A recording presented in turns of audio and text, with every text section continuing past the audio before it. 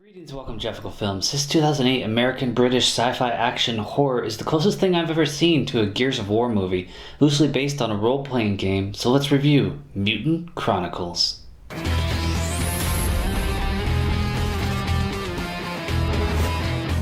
This movie starts out with a lot of narration to set up our world.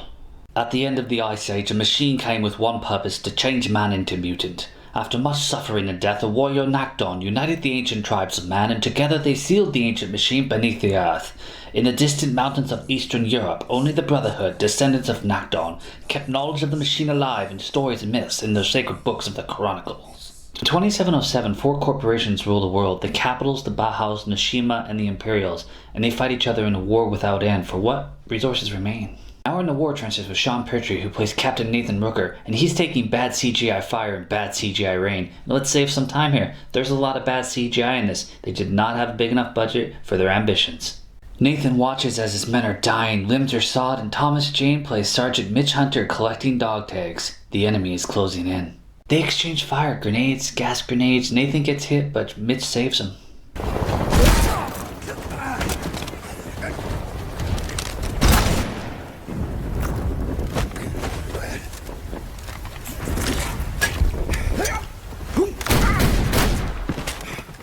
The seal of the Great Machine is broken as these mutants with claws for arms start attacking men on both sides. Nathan jumps on the gun as air support's coming in and trying to hold them off. Mitch gets aboard, but they fly off and Nathan's left there with his knife because he's out of ammo.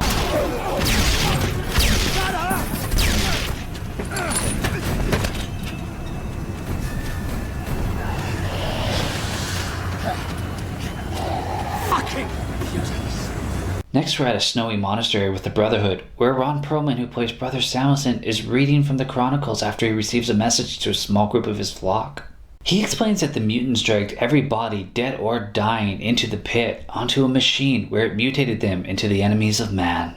He travels to see the four corporations who are now working together to face this new enemy, and we meet John Malkovich, who plays Constantine, and he wants to abandon the Earth, but Samuel wants 20 men to go on a mission to go beneath the Earth. What hope?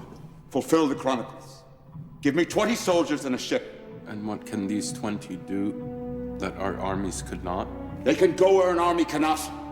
They can go down into the earth. They can destroy the machine. He asks them to have faith, not in him or the book, or even faith of the heart, but it's a good speech.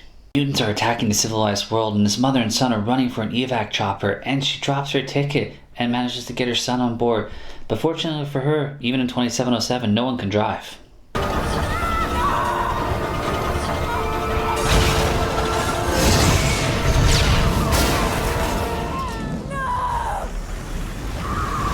Constantine and Samuel talk, and he gives them tickets for off-world to recruit men, and he even gives them a small ship. The city is about to fall, and Constantine stays behind to face his own death. Do you even have a name? When we see Mitch show up to inform Nathan's family of his death, he seems like he's close with the family. He goes to the bar where he runs into brother Samuel, who offers him passes to get out of there, and he doesn't give him the best inspiring speech. I don't expect that any of us will survive, but a chance to save mankind, a chance to save the world, maybe the last chance.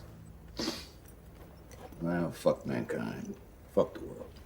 Nathan's wife is about to poison herself and the child before Mitch puts the tickets through the door, which, save them so they can get off world now. And then we see the team, and Devon Aoki, who plays Valerie Duvall, is my favorite for obvious reasons. Priest tells them in the ruins of the imperial city Canaan, there's a cathedral with subterranean catacombs, and they intend to go down there to the machine and blow it up with a device they think is from the machine.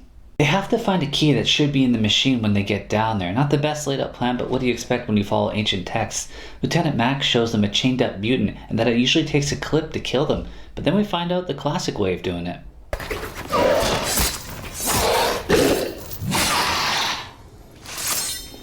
Mitch leans down and listens to the mutant dying and says there's a person inside of there before the change. Severian, the Guardian of the Chronicles, and Sweet Sword Chick, played by Anna Walton, prepares to leave as they have one last mass and the soldiers have drinks. The next day they each get handed out a sword. I'm assuming for the round table. It's a hand and a half, I prefer a two-hander. And then they take this strange coal-fueled machine vehicle out. Ever use one of these? Hung a bat a few times.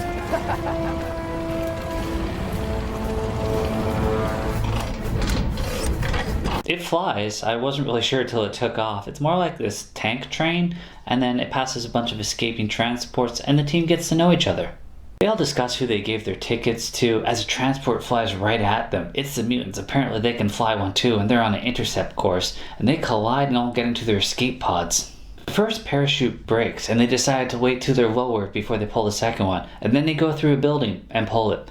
McGuire gets some severe leg damage, and he asks to borrow a grenade. I get it, blow yourself up into pieces so the machine can't bring you back from the dead, but you guys might need that grenade.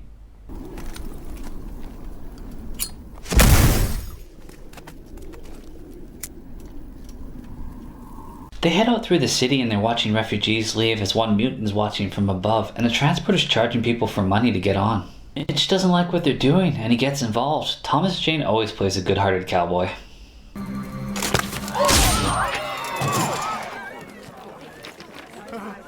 $310, that's 2 women, 2 kids, come on. Let's go. They get to the church and they're stepping on bones, and Samuel points out that we did this. The human race has its own demons, and they find the lost city and start walking through the buildings. Mitch says someone should stay up top, so Juba does, because they don't want to get attacked from behind when they're going down this rope. And they get about 60 feet down and run on the rope. Samuel says something is missing, so he looks in his chronicle book as the others are coming down. And then he jumps and he lands on the ledge, but then he's attacked by mutants. But Mitch takes care of it. Juba runs into some mutants and starts taking them out, and the group does too, and then he takes the elevator down a little too fast. Any last words? Shut the fuck up.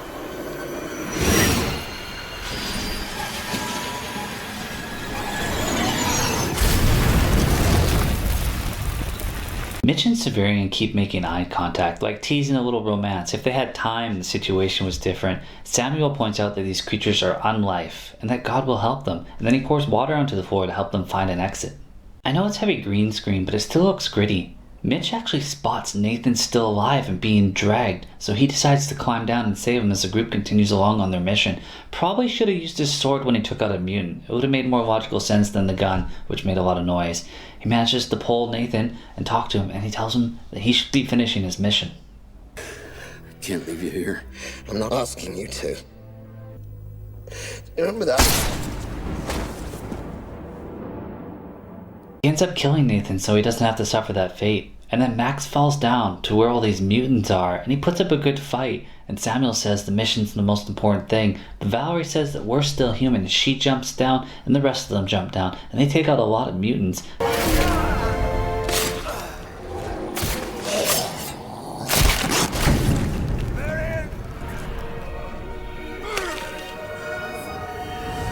And Valerie and Samuel fall. Poor Valerie. And then Mitch shows up, and Severian starts actually talking. He finds pieces of the book, and before he heads off to rescue them, he explains his beliefs. What do you believe in?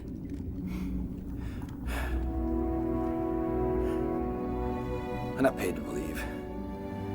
I'm paid to fuck shit up. You coming? He rescues Valerie and Max, but Max is having to stay behind and hold this rope to buy him time, and he salutes him.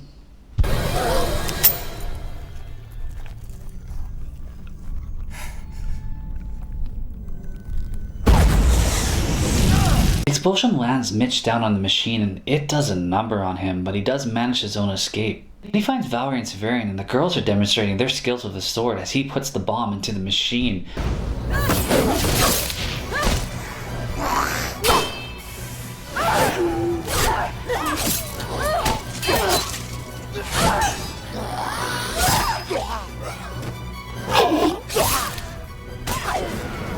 And Valerie gives him some suggested options.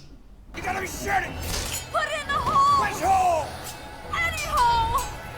Samuel shows up converted into a mutant, and Severian can't take him out, which is costly. Even Valerie can only take out so many. What a waste. Much love, Devin Aoki.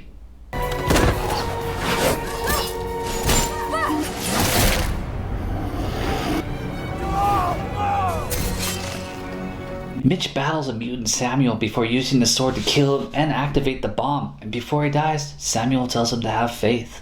He's still in there.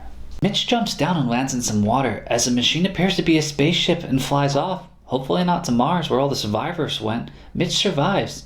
And it does kind of look like it's heading towards Mars.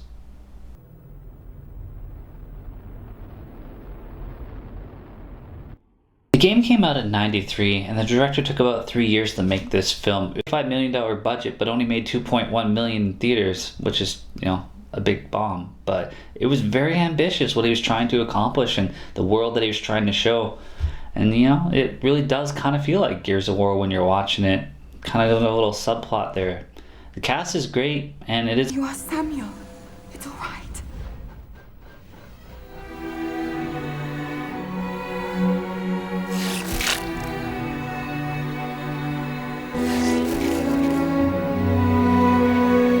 Thomas Jane is an awesome reluctant hero. I mean, he's just perfectly cast in this. Ron Perlson as Brother Samuelson, he really played the Faith role really well. Devon Aoki, I just love her. Can't help it. Sean Pertwee, this guy keeps showing up and stuff, and he was Alfred on the new Batman series. I lost my sword. Here!